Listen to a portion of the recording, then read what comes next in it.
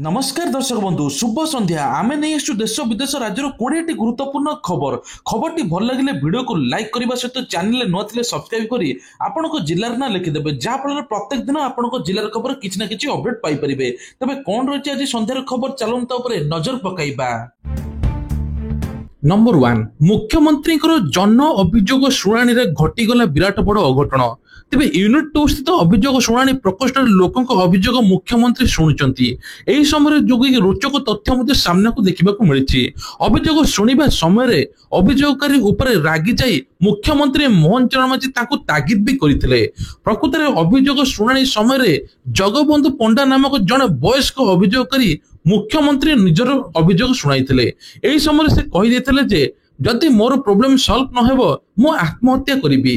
अभियोगकारी मुहरु आत्महत्या शब्दटी शुणु शुणु मुख्यमंत्री तांको बुझाइतिले काहेकि एभली शब्द प्रयोग करूछ अभियोगकारी को मते तागिद करितिले कहितिले अभियोग करिबा को आसीछ अभियोगर समाधान हेबो किंतु आत्महत्या करितिले सब किछि समाधान होई परिबो नाही मु अछि न्याय देबा पई गोटे कथा तो जानिछ आत्महत्या करिबो एभली कहिचंती मुख्यमंत्री। तबे ओडिसा रे जो बेला परिस्थिति घटुची गोटे पर गोटे पेट्रोल ढाली किरोसिन ढाली जो बेला सब आत्महत्या करूचंती से नेकी मध्य युवपीढ़ी एवं समस्त मन में आत्महत्या सृष्टि होची तेणु एने कि मुख्यमंत्री कहछन जे समस्त समस्या समाधान हेबो। परवर्ती खबर रही श्रीमंदिर को लेकिन बड़ खबर 12 नकली गुमास्ता गिरफ महाप्रभु को दर्शन कराइदेवा आଳରେ लुटुले लक्ष लक्ष टंका से पुणी भी पूरी सिंहद्वार टाउन थाना पुलिस 12 जन को नकली गुमास्ता गिरफ करिछि। तेबे कहुचे बाहर सब पर्यटक जो माने आसुले तांको टार्गेट करुले जहा फल एमाने लोकों को विभिन्न प्रकार यात्रा देखा आଳରେ याडू सियाडू बुलाई ठकामी करुले 20,000 टंका सहित 14टी मोबाइल जबत करिछि पुलिस। आगु पुलिस पक्षर धरपकड़ अभियान जारी रही पुलिस पक्षर सूचना मिली। तेबे सूचना अनुसार महाप्रभु को दर्शन पे श्रीमंदिर को प्रतिदिन हजार हजार भक्त आसतांती श्रीमंदिर संस्कृति परंपरा विषय सेवायत एवं सेमानकर गुमास्ता माने यात्री मानक टिके निकी तथ्य प्रदान करितांती किंतु किछि नकली गुमास्ता बा अण सेवायत जोगु यात्री माने ठकामी सहित दुर्व्यवहार शिकार मध्ये होइचंती।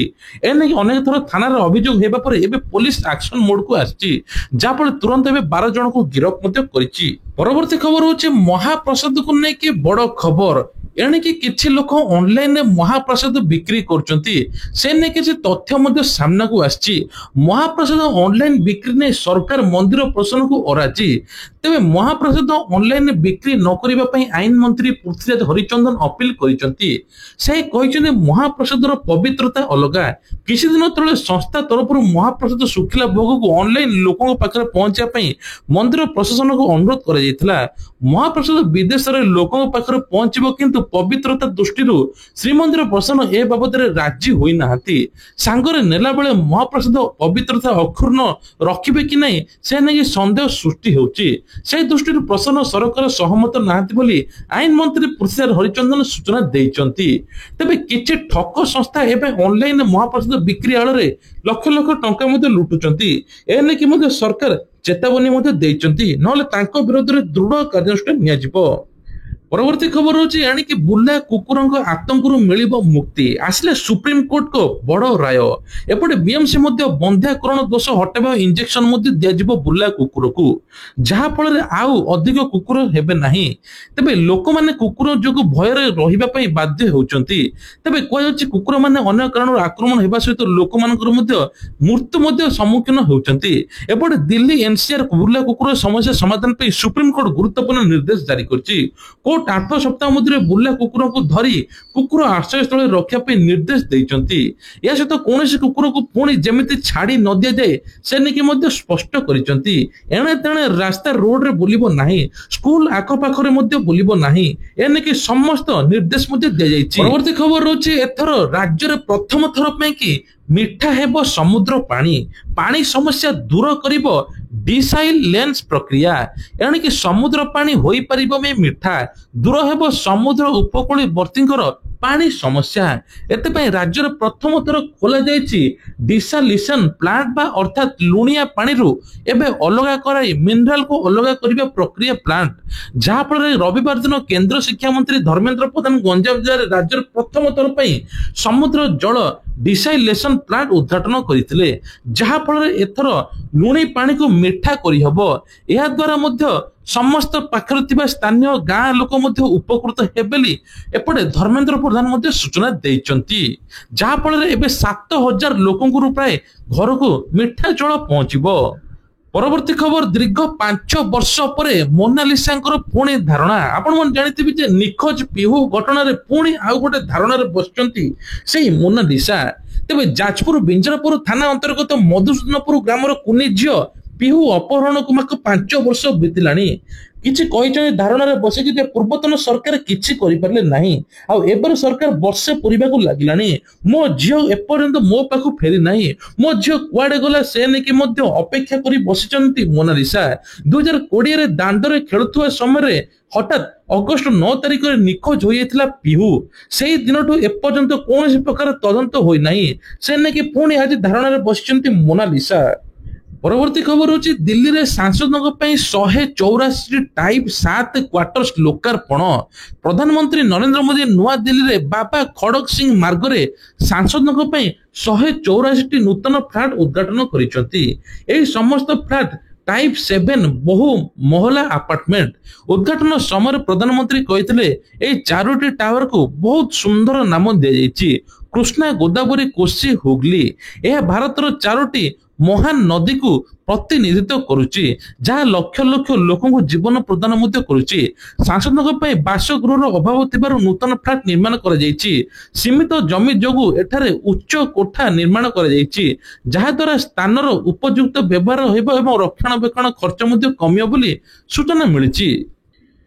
परवर्ती खबर होची पुरुष महिला कौन योग्यता अनुसार चयन हेउ तेबे सेना रे जीएससी कॉर्पोरेशन 2 महिला को नियुक्ति देवा पई दायर आवेदन ऊपर सुप्रीम कोर्ट राय सुनाइछथि। आज पुरुष महिला कोटा नै सेना आईन शाखा को उच्चारण करिसंती सर्वोच्च न्यायालय। जस्टिस मनमोहन राय पढ़िबा समय कार्यनिर्वाही पुरुष माने खाली पदवी रे संरक्षण करि परिबे नाही। पुरुषक पई 6टी महिलाक पई 3टी आसन मनमुखी एवं नियुक्ति आड़ रे एहाको अनुमति दिया जाय परिबो नाही। लिंग निरपेक्षता एवं 2023 नियम प्रकृत अर्थ हेउ जे केंद्र सबुठारु योग्य प्रार्थी को चयन करिवे से महिला हो बा पुरुष हो महिला पई आसन सीमित करिबा एवं समानतार अधिकार उल्लंघन बोली एने कि सर्वोच्च कोर्ट सूचना दैचंती। परवर्ती खबर होची आखि बुझिले अर्धदग्न नाबालिका पुरला मेडिकल रे चिकित्साधीन अवस्थार मृत्यु एने कि बरगड़ दायित्व बलांगीर एसपी अभिलाष सूचना दैचंती। डाक्तर मृत घोषणा करिसंती। तेबे बुर्ला मेडिकल रे चिकित्सा अवस्था नाबालिकर मृत्यु होईची। बरगड़ संकट अवस्था बुर्ला अणा जाइथिला। सूचना अनुसार बरगड़ जिले रे गाई सिलेट थाना अंतर्गत फिर गाला रे सकाळ अभावनीय घटना घटची। एटा 13 वर्षर वयस्का नाबालिका पेट्रोल ढाली आत्महत्या उद्यम करथिले जा फल चिकित्साधीन अवस्था रे एबे तार मृत्यु मध्ये होईची।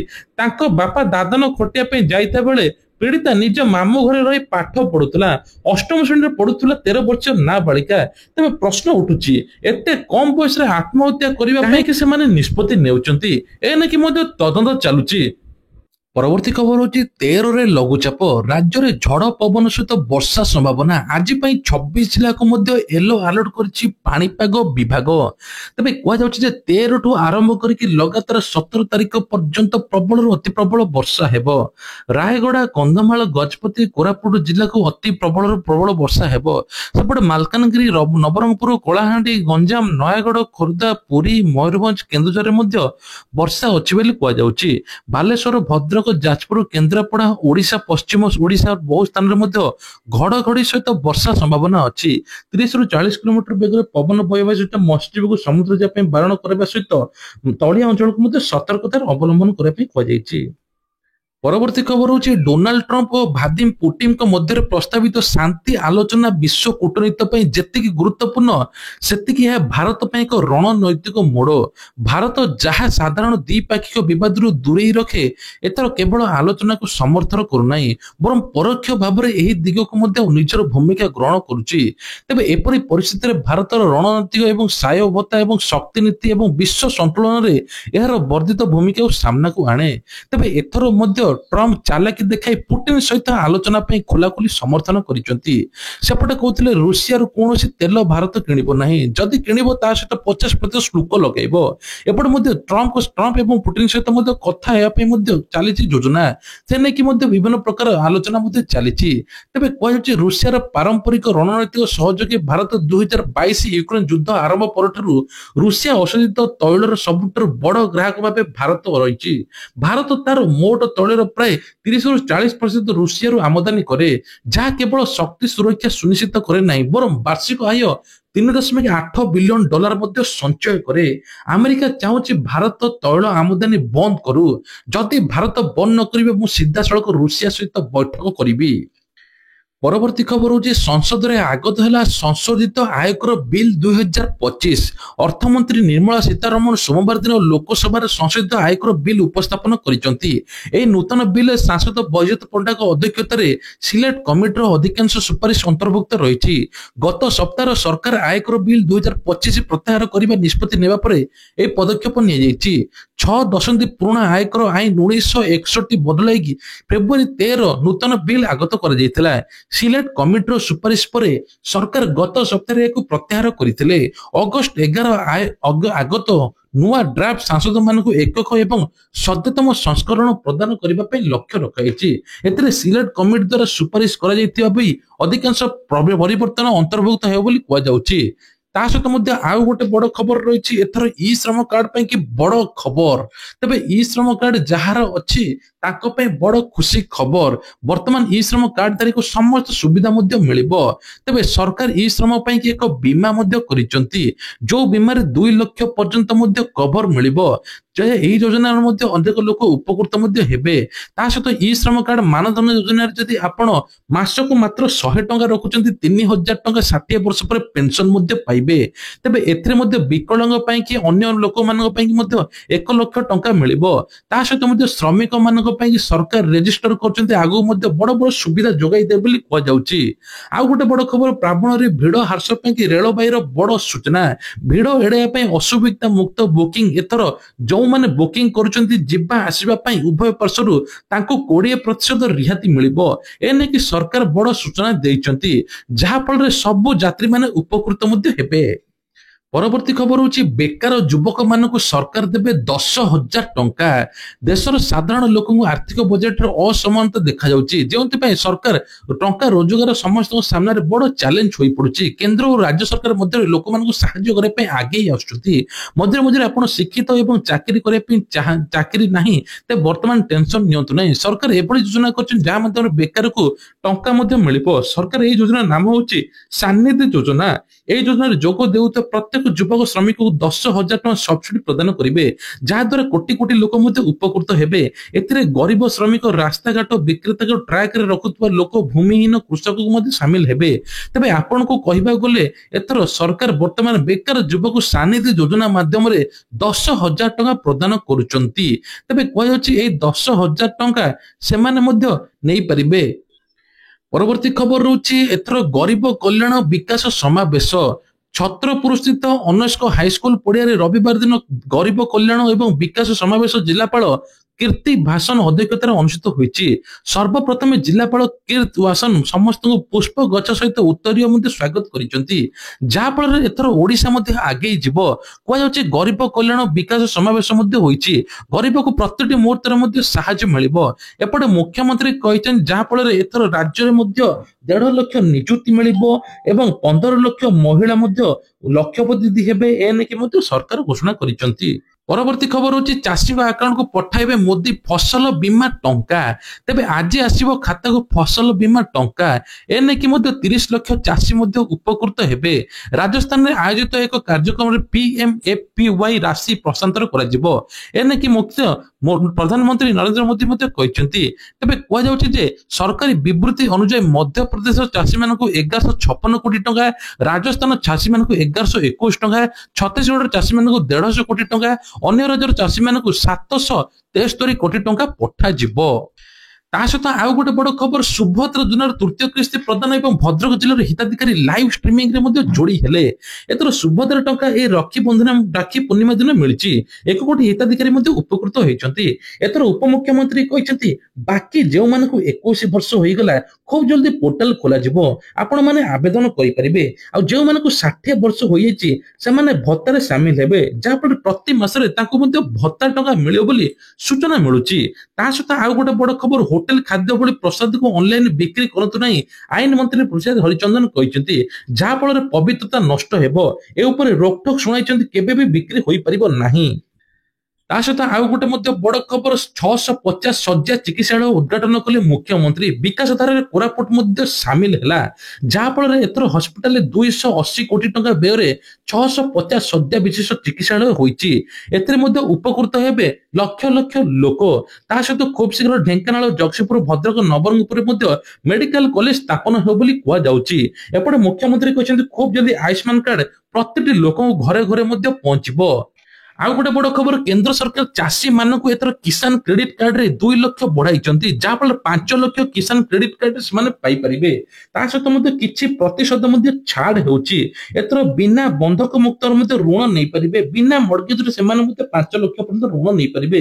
ଚାଷୀ ମାନଙ୍କୁ ଆତ୍ମନିର୍ଭରଶୀଳ ଏବଂ ସ୍ୱାବଲମ୍ବୀ କରିବା ଦିଗରେ ସରକାର ଏଭଳି ପ୍ରଚେଷ୍ଟା କରିଛନ୍ତି। ଆଉ ଗୋଟେ ଶେଷ ଖବର ହଉଛି, ୱାସିଂଟନ ଡିସିରେ ବଡ ହଲଚଲ ହୋଇଛି।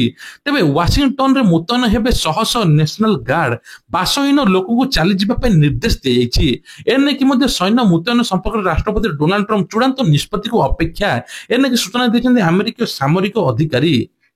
ତେବେ ଇଏ ଥିଲା ଆଜିର ଦେଶ ବିଦେଶ ରାଜ୍ୟର କିଛିଟା ଗୁରୁତ୍ୱପୂର୍ଣ୍ଣ ଖବର।